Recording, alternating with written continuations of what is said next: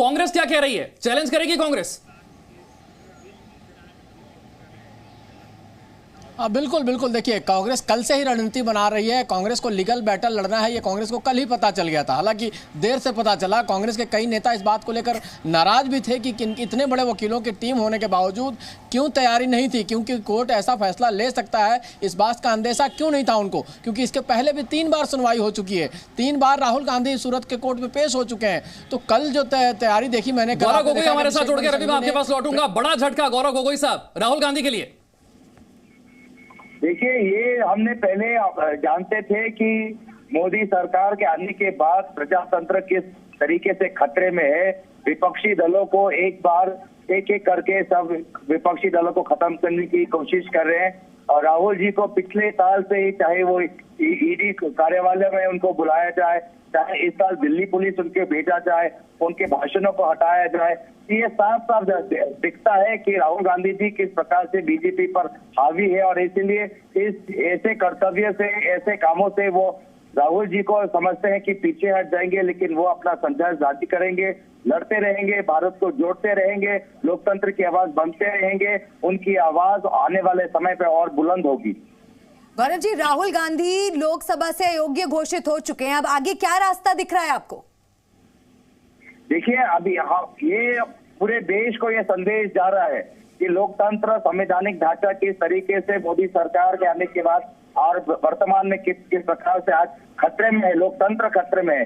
आज सिर्फ राहुल गांधी पर अकेले नहीं, आज ये सरकार, हर वो व्यक्ति जो इस सरकार के खिलाफ अपनी आवाज उठाता है उसको दबाने की कोशिश करता है। वो चाहे किसान हो, छात्र हो, संस्थाएं हो, चाहे आज जुडिशरी पर भी वर्तमान के कानून मंत्री रोज जुडिशरी पे सवाल उठाते हैं। लेकिन राहुल गांधी और सारे वे दल पे लोग जो एक सद्भावना की भारत में विश्वास करते हैं, लोकतांत्रिक भारत में विश्वास करते हैं। हम सभी लड़ते रहेंगे, सड़क पे लड़ेंगे, गाँव में लड़ेंगे, ढानी में लड़ेंगे, सदन के अंदर, सदन के बाहर। हम अपनी आवाज, क्योंकि हम अपने देश को बचाना चाहते हैं, लोकतंत्र को बचाना चाहते हैं, बाबा साहब के संविधान को बचाना चाहते हैं। शुक्रिया गोगोई साहब हमारे साथ जुड़ने के लिए। अरविंद सिंह मेरे सहयोगी मेरे साथ जुड़े हैं। अरविंद, जिस कानून के तहत सदस्यता खारिज की गई है वो कानून कहता क्या है और विकल्प क्या है अब कांग्रेस के पास?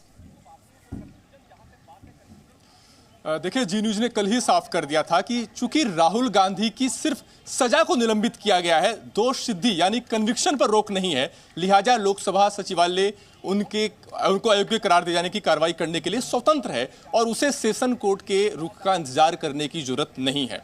जो आपका सवाल था उसके मुताबिक मैं आपको बता दूं कि जनप्रतिनिधित्व कानून यानी आरपी एक्ट के जो सेक्शन 8 का जो सब सेक्शन 3 है, वो ये कहता है कि 2 साल या 2 साल से अधिक की सजा अगर किसी जनप्रतिनिधि को होती है तो वो फैसला सुनाए जाने वाले दिन से ही उस सदन के लिए अयोग्य हो जाएगा और सजा की अवधि पूरी होने के बाद भी अगले 6 साल तक वो चुनाव नहीं लड़ पाएगा। तो लोकसभा सचिवालय की तरफ से जो नोटिफिकेशन जारी हुआ है उसमें आरपी एक्ट के सेक्शन 8 के सब सेक्शन 3 का ही हवाला दिया गया है, जिसके तहत इस मामले में जब फैसला सुनाया गया यानी 23 मार्च को ही, चूंकि 2 साल की सजा हुई है, इस लिहाज से राहुल गांधी लोकसभा की सदस्यता के लिए अयोग्य करार हो गए थे। और ऐसे में चूंकि सिर्फ फैसले के 2 हिस्से हैं, विशाल ये समझना होगा, एक बारीकी वाली बात है कि एक फैसले का हिस्सा है जिसमें दोषी सिद्धि है यानी कन्विक्शन है, दूसरा फैसले का हिस्सा है जिसमें 2 साल की सजा है। जो निचली अदालत है उसने सजा को तो निलंबित किया था ताकि वो सेशन कोर्ट का रुख कर सके, लेकिन कन्विक्शन पर रोक नहीं थी और सदस्यता बची रहे इसके लिए जरूरी है कि कन्विक्शन पर रोक होता। और इससे पहले कि सेशन कोर्ट से वो कन्विक्शन पर रोक लगवाने वाला ऑर्डर हासिल कर पाते, उससे पहले ही लोकसभा सचिवालय ने गजट नोटिफिकेशन जारी कर दिया, जिसके लिए वो स्वतंत्र भी थे और लोकसभा सचिवालय ऐसा कदम उठा भी सकते थे। अरविंद, एक और चीज आप समझाइए, 30 दिन का जो राहुल गांधी को वक्त दिया गया था इस फैसले को चुनौती देने के लिए, अब क्या वो विकल्प खुला है और अगर उसमें सजा बरकरार नहीं रहती है या अगर ये फैसला पलट जाता है तो क्या सदस्यता वापस मिल सकती है? और दूसरी चीज ये भी बताइए कि राहुल गांधी पर मानहानि के 4 और मुकदमे चल रहे हैं जिन पर फैसला आना अभी बाकी है, यानी कि राहुल गांधी के लिए आगे का सफर आसान नहीं रहने वाला है। देखिए, राहुल गांधी इस फैसले को ऊंची अदालत में चुनौती दे सकते हैं।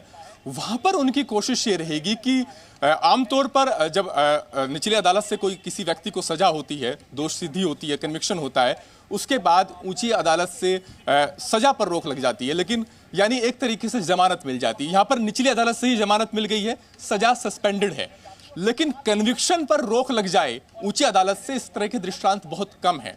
नवजोत सिंह सिद्धू का केस याद आता है, जहां पर सुप्रीम कोर्ट से कन्विक्शन पर रोक लगा था, जिसकी वजह से उनकी सदस्यता बच पाई थी और वो चुनाव लड़ पाए थे।